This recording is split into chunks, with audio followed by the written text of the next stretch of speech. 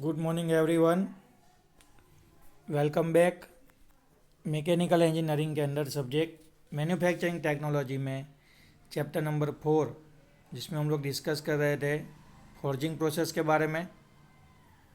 आज हम लोग देखने वाले हैं advantages, disadvantages and application of the forging process. ठीक है, जो हमने फॉर्जिंग प्रोसेस देखी जिसके अंदर हॉट वर्क पीस को या फिर वर्क पीस को गर्म करके उसके ऊपर कंप्रेसिव फोर्स या फिर हैमरिंग करके जो उसका शेप चेंज किया जाता है, it is called the forging process. Advantages की बात करेंगे तो एडवांटेजेस क्या क्या हो गए फॉर्जिंग प्रोसेस के। Grain flow is continuous and untrapped it's give greater strength and toughness to the forge component. अगर आप हॉट वर्किंग प्रोसेस करेंगे और हॉट वर्किंग करके उसके ऊपर फोर्जिंग करेंगे, देखिए फोर्जिंग में ऑलवेज वर्कपीस गर्म करके ही उसके ऊपर प्रोसेस किया जाएगा। ठीक है, तो फोर्जिंग प्रोसेस करेंगे तो उससे कंपोनेंट के अंदर जो भी ग्रेन फ्लो है वो कंटिन्यूस होगा, अनट्रैप्ड होगा, जिससे जो भी कंपोनेंट तैयार होगा फोर्जिंग से उसको या फिर उसके अंदर स्ट्रेंथ और टफनेस अच्छी मिलेगी। The forging process give the higher dimensional accuracy. आपने जो डायमेंशन मेंटेन किए होंगे ड्यूरिंग द प्रोसेस या फिर डाई का जो डिज़ाइन होगा, डाई के अंदर जो डायमेंशन होंगे same dimension same design workpiece के ऊपर मिलेगा। Forge component have better mechanical property like strength, toughness. बराबर, फॉर्जिंग किए हुए कंपोनेंट के अंदर सबसे अच्छी मैकेनिकल प्रॉपर्टियाँ मिलेगी, जैसे अभी हमने देखा स्ट्रेंथ और टफनेस ज़्यादा मिलती है। Forge component have better resistance to shock and vibration. Forging करके जो कंपोनेंट बनेगा उसके ऊपर जो इम्पैक्ट लोड लगता है, जो शॉक लगता है या फिर जो उसका वाइब्रेशन होता है, तो उससे उसके अंदर कोई भी प्रॉब्लम या फिर कोई भी डिफेक्ट क्रिएट नहीं होगी। ऐसी एप्लीकेशन है जहाँ पे कंटिन्यूसली शॉकिंग लोड लग रहा है, वाइब्रेशन हो रहा है, वहाँ पे आप उसको यूज़ कर सकते हैं। Welding of forge part is easy. अगर आपने फॉर्जिंग करके कोई कंपोनेंट रेडी किया है तो उसका वेल्डिंग भी बहुत ही इजी तरीके से हो जाएगा और बहुत ही स्पीड से हो जाएगा। क्लियर है? तो यहाँ पे आपको कंपैरिजन दिया गया है, सेम कंपोनेंट है, अलग अलग प्रोसेस से बनाया गया है, और अंदर जो आपको दिख रहा है डॉटेड लाइन वो है उसका ग्रेन्स अरेंजमेंट, मतलब मोलिकुलर अरेंजमेंट जो होता है। ठीक है, जो ग्रेन ग्रोथ होता है उसका डिस्ट्रीब्यूशन दिया गया है। जैसे कि कास्टिंग के अंदर तो कोई ग्रेन फ्लो होता ही नहीं है, मशीनिंग के कंपोनेंट के अंदर ग्रेन फ्लो होता है। ठीक है, लेकिन जो अरेंजमेंट होती है वो इंटरप्ट होती है, मतलब कहीं कहीं कंटिन्यूस होगी, कहीं पे डिसकंटिन्यूस होगी, कहीं पे अलग होगी। लेकिन फॉर्जिंग किए हुए कंपोनेंट के अंदर आपके कंपोनेंट की जो भी डिज़ाइन होगी, जो भी शेप होगा, उसके अकॉर्डिंगली ही सारे ग्रेन का अरेंजमेंट हुआ होगा, जिससे स्ट्रेंथ और क्या था दूसरा, टफनेस, वो अच्छी मिलेगी फॉर्जिंग करने के बाद। चलिए डिसएडवांटेजेस देख लेते हैं। डिसएडवांटेजेस में क्या है, तो नॉर्मली जो होता है खर्चे वाला बात ही होगा। Complicated shape can not be forge easily. अगर आप कोई कॉम्प्लेक्स शेप क्रिएट करना चाहते हैं, ठीक है, कॉम्प्लेक्स प्रोफाइल जनरेट करना चाहते हैं, तो फॉर्जिंग से हो नहीं पाएगा। Forging process is mostly suitable for large parts. अगर आपको कोई बड़ा कंपोनेंट बनाना है और उसके अंदर अगर आपको सिंपल डिज़ाइन लानी है तो उसके लिए फॉर्जिंग प्रोसेस बेस्ट है। Forging of brittle material is difficult. ये हमेशा याद रखना, आपको कई बार इंटरव्यू में पूछ लेंगे। और अगर आप लोग यूपीएससी, गेट या जीपीएससी ऐसी कोई टेक्निकल एग्ज़ाम की तैयारियां कर रहे हैं तो उसमें ऐसे ही क्वेश्चन पूछते हैं, है ना, 4 ऑप्शन दे देंगे और पूछेंगे कि इसमें से किसके ऊपर फॉर्जिंग प्रोसेस हो पाएगा नहीं। तो जो भी ब्रिटल मटेरियल होता है या फिर ब्रिटल मटेरियल में से जो भी कंपोनेंट बनता है उसके ऊपर फॉर्जिंग प्रोसेस हो पाएगा नहीं। ब्रिटल मटेरियल कौन सा है, तो जो कास्ट आयन है वो हमारा ब्रिटल मटेरियल है। क्लियर है? याद रखना एग्जाम्पल के लिए। Due to high cost of the forging die, forging process is costly. आप जो डाई बनाते हैं शेप लाने के लिए, डिज़ाइन लाने के लिए, ठीक है, वो डाई होता है पर्टिकुलर हर स्टील का। स्टील महंगा आता है, ऊपर से उसका मशीनिंग करना, उसके अंदर प्रोफाइल कट करना, तो ढेर सारा खर्चा होगा स्पेशली डाई क्रिएट करने के लिए, डाई को बनाने के लिए ही। ज़्यादा नॉइज़ क्रिएट होगा, जहाँ पे भी फॉर्जिंग प्रोसेस होता है वहाँ पे बड़े बड़े हैमर, बड़े बड़े मशीन चलते हैं, बहुत ही ज़्यादा टेम्परेचर क्रिएट होता है, ठीक है। कंपोनेंट की वजह से, मोमेंट की वजह से वाइब्रेशन क्रिएट होता है, नॉइज़ क्रिएट होता है, तो इसकी वजह से थोड़ा आपको नॉइज़ और वाइब्रेशन वाला प्रॉब्लम सहना पड़ेगा। तो ये है उसके डिसएडवांटेजेस। एप्लीकेशन की बात करेंगे तो जहाँ जहाँ पे आपके कंपोनेंट के ऊपर शॉक और वाइब्रेशन ज़्यादा आता होगा वहाँ पे पर्टिकुलरली उस कंपोनेंट को हम लोग फॉर्जिंग प्रोसेस से बनाएंगे। जैसे कि कार का एक्सेल होता है, आपको मालूम है कार के एक्सेल के ऊपर कितने वेरिंग लोड में, कितनी कंडीशन में, कितने ही शॉक, लोड, स्ट्रेस लगते होंगे, ठीक है। तो उसको हम लोग फॉर्जिंग से बनाएंगे। क्रैंक शाफ्ट आता है वो फॉर्जिंग से बनता है। कनेक्टिंग रोड होता है वो फॉर्जिंग से बनता है। Lip spring, crank hook, jet engine turbine की डाई, उसके जो ब्लेड है, वो सारी चीज़ें फॉर्जिंग प्रोसेस से बनेंगे। ये सारी एप्लीकेशन कैसी है, जहाँ पे आपको स्ट्रेंथ और टफनेस ज़्यादा चाहिए, वहाँ पे कंटिन्यूसली रिपीटेटिवली कुछ ना कुछ लोड लगेगा, अनइवन कंडीशन होगी, बहुत सारा वाइब्रेशन होगा। तो ऐसे सारी एप्लीकेशन के जितने भी कंपोनेंट है जो यहाँ पे नाम दिए गए हैं वो किससे बनेंगे, फॉर्जिंग प्रोसेस से। क्लियर है। नेक्स्ट क्या कह रहे हैं, लीवर्स, यानी आपके जो 2 व्हील 4 व्हील में जो लीवर्स होते हैं, फ्लेंजिस होती है, प्रोपेलर्स होते हैं, ठीक है। कुछ हॉलो कंपोनेंट की बॉडी के कंपोनेंट होते हैं, हॉलो शेप के पाइप जैसे। रेलवे व्हील का डिस्क है, ठीक है। टैंक का बॉटम है, उसको भी हम लोग क्या करेंगे, फॉर्जिंग प्रोसेस से बनाएंगे। उसके साथ साथ एयरक्राफ्ट, रॉकेट के जो पार्ट्स होते हैं इंजन के, नाइफ ब्लेड्स होते हैं, है ना, चाकू होते हैं, बड़े बड़े नान चाकू होते हैं, ये होते हैं, ठीक है, जिससे हम लोग मीट को कट करते हैं। ऐसे बहुत सारी चीज़ें हैं। इसके लिए आपको ज़्यादा धार वाला चाकू चाहिए, तो वो बोल्ट्स होते हैं बड़े बड़े, nuts, washer, collars, gear blank, ये सब किस प्रोसेस से बनेंगे, फॉर्जिंग प्रोसेस से बनेंगे। क्लियर है। नेक्स्ट देखने वाले हम लोग फॉर्जिंग प्रोसेस के अंदर उसका क्लासिफिकेशन, या फिर आप लोग बोल सकते हैं types of the forging process. तो टोटल 2 तरह की फॉर्जिंग प्रोसेस हो सकती है। एक होगा हॉट फॉर्जिंग प्रोसेस, दूसरा होगा cold forging process. Hot forging process में हम लोग क्या करेंगे, जो भी कंपोनेंट के ऊपर फॉर्जिंग प्रोसेस करने वाले हैं उसको अबव द रिक्रिस्टलाइजेशन टेम्परेचर तक and below the melting point of the metal, उस टेम्परेचर तक उसकी रेंज में क्या करेंगे, गर्म करेंगे, और उसके बाद उसके ऊपर फोर्स लगा के उसको शेप देने की कोशिश करेंगे। कोल्ड वर्किंग में ऐसा कुछ होगा नहीं।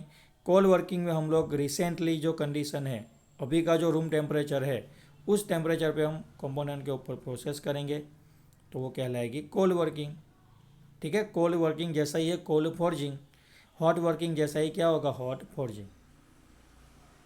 क्लियर है। दूसरा क्या है कि आप जो फोर्स लगाते हैं फॉर्जिंग के लिए, फॉर्जिंग ऑपरेशन करने के लिए, कंपोनेंट का शेप चेंज करने के लिए जो आप लोग शेप लगाते हैं, उसके अकॉर्डिंगली 2 तरह से फॉर्जिंग प्रोसेस को डिवाइड किया जाता है। एक है इम्पैक्ट फॉर्जिंग और दूसरा है gradual pressure forging. Impact forging में क्या होगा, तो जैसे आप लोग हैमरिंग करते हैं, है ना, फॉर्जिंग हैमर होता है, अब हैमरिंग करते हैं तो वो इम्पैक्ट कहलाता है। तो अगर आप लोग बड़ा सा कोई हैमर मशीन से चलाएंगे तो उसको इम्पैक्ट फॉर्जिंग कहेंगे, ठीक है। या फिर आप लोग क्या कर रहे हैं, इम्पैक्ट में समझ में आ गया, आप हैमर जो मारते हैं वर्कपीस के ऊपर जो हैमरिंग करते हैं वो इम्पैक्ट है, तो हैमर फॉर्जिंग होगा। अगर आप लोग हाइड्रोलिक सिस्टम यूज़ कर रहे हैं और स्लोली वर्कपीस को कंप्रेस कर रहे हैं तो वो ग्रेजुअल प्रेशर फॉर्जिंग ऑपरेशन कहलाएगा, ठीक है।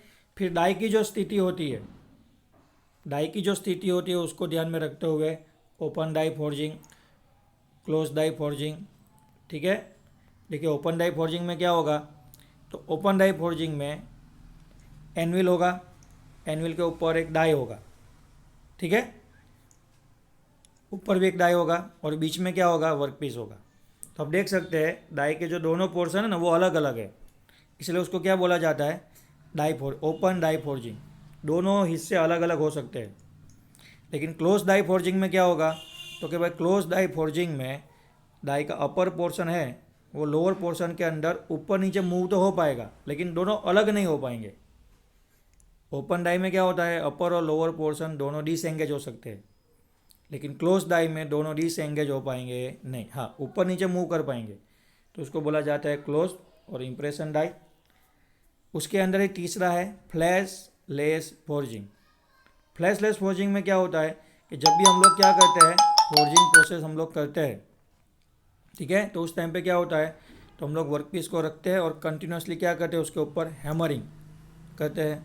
तो उस टाइम पे कंपोनेंट स्लोली स्लोली फैलता है और डाई का जो भी कैविटी होता है, उसके अंदर जो भी वॉल्यूम होता है, उसको मैच करके वो जो शेप है वो हमारा कंपोनेंट ले लेता है। तो उसको बोला जाता है फ्लैशलेस मैन्युफैक्चरिंग। क्या बोला जाएगा उसको, फ्लैशलेस मैन्युफैक्चरिंग। क्लियर है।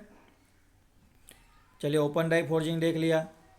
अब जो फोर्जिंग ऑपरेशन होता है, क्लियर है, उसमें अगर हम लोग ओपन डाई फोर्जिंग की बात करेंगे तो उसमें हमको कुछ स्टेप दिए गए बेसिक, ठीक है, जिसके अंदर होगा फ्लोरिंग, एजिंग, कोजिंग, ठीक है। तो देखिए मैं आपको पूरे स्टेप दिखाता हूँ। सबसे पहले हम लोग क्या करेंगे, तो पहले हम लोग बात करेंगे फ्लोरिंग। फ्लोरिंग में क्या होगा, तो देखिए आप ये लोअर डाई है और अपर डाई है, क्लियर।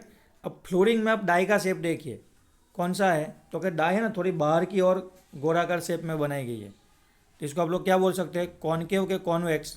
तो क्या भाई कॉन्वेक्स शेप बोल सकते हैं। गुजराती में શું કહેવાય, बहिर्गोल, बाहर की ओर क्या किया है, थोड़ा सर्कुलर शेप दिया गया है, ठीक है। तो ये कहलाएगा फ्लोरिंग। इससे क्या होगा, तो कि वर्कपीस के थिकनेस में डिक्रीजिंग होगा, मतलब थिकनेस कम होगी और लेंथ बढ़ेगी, क्लियर। उसके बाद क्या है, एजिंग। एजिंग में क्या हो जाएगा, उल्टा हो जाएगा। अभी हम लोग क्या करेंगे, कॉनकेव शेप लेंगे। अभी हम लोग क्या करेंगे, कॉन्वेक्स शेप लेंगे, ठीक है। देखिए यहाँ पे आपको बहिर्गोल यानी बाहर की ओर क्या करना है, सर्कुलर शेप देना है फुल रिंग के अंदर। यहाँ पे एजिंग के अंदर आपको डाई को अंदर की ओर क्या करना है, सर्कुलर शेप देना है, क्लियर। बिल्कुल उसी तरह अगर आप डाई का स्लेप, डाई का जो शेप है और फ्लैट रखोगे तो क्या कहलाएगा, कोजिंग। समझ गए। तो डाई की डिज़ाइन के अकॉर्डिंगली देखिए यहाँ पे फ्लैट डाई है तो उसको हम लोग कहते हैं कॉगिंग या फिर कोजिंग। बाहर की ओर शेप रखेंगे गोलाकार सर्कुलर शेप तो फुल रिंग, अंदर की ओर सर्कुलर शेप रखेंगे तो उसको बोलेंगे एजिंग, क्लियर है। तो इस तरीके से अलग अलग तरीके से हम लोग क्या कर सकते हैं, फॉर्जिंग ऑपरेशन कर सकते हैं।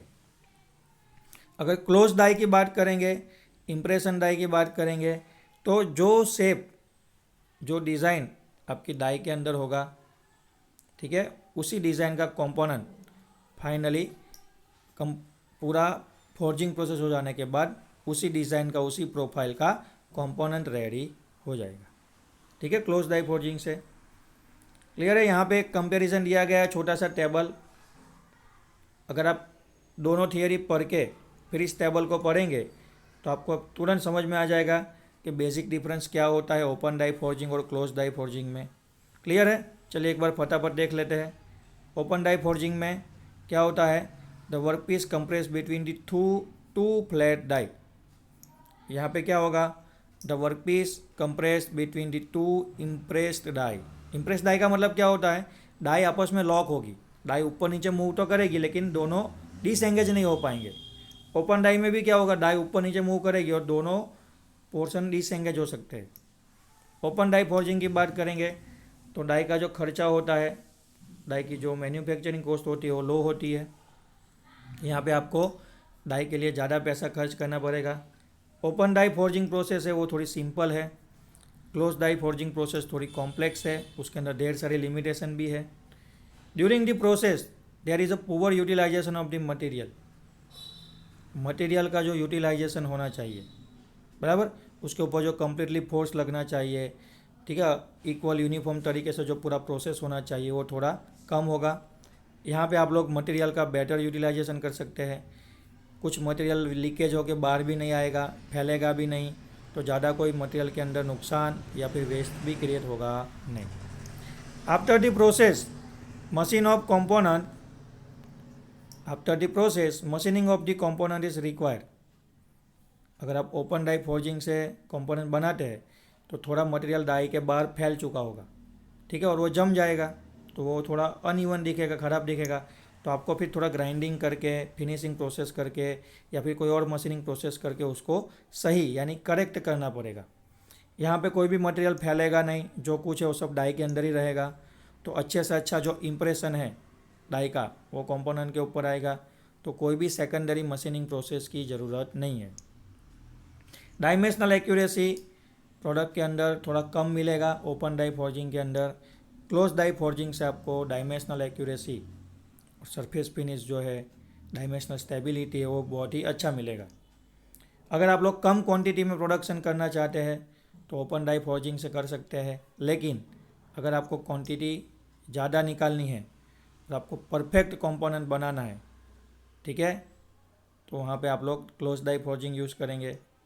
सिंपल कंपोनेंट होगा, ज़्यादा एक्यूरेसी की ज़रूरत नहीं है, तो उसके लिए ओपन डाई फॉर्जिंग सूटेबल है। अगर आप चाहते हैं कि कॉम्प्लेक्स कंपोनेंट प्रोड्यूस करना है लार्ज क्वांटिटी में, तो वहाँ पे हम लोग फिर close die forging operation use करेंगे। क्लियर है? तो ये हो गया हमारा ओपन डाई फॉर्जिंग और क्लोज डाई फॉर्जिंग का कंपैरिजन। तो यहाँ तक रखते हैं आज के लेक्चर में। नेक्स्ट लेक्चर में हम इसी चैप्टर को कंटिन्यूस करेंगे और जो हैमर यूज़ होती है फॉर्जिंग टूल के अंदर या फिर अलग अलग तरीके जो फॉर्जिंग टूल यूज़ होते हैं फॉर्जिंग प्रोसेस में, उसके ऊपर हम लोग डिस्कशन करेंगे। यहाँ तक रखते हैं आज के लेक्चर में। Thank you.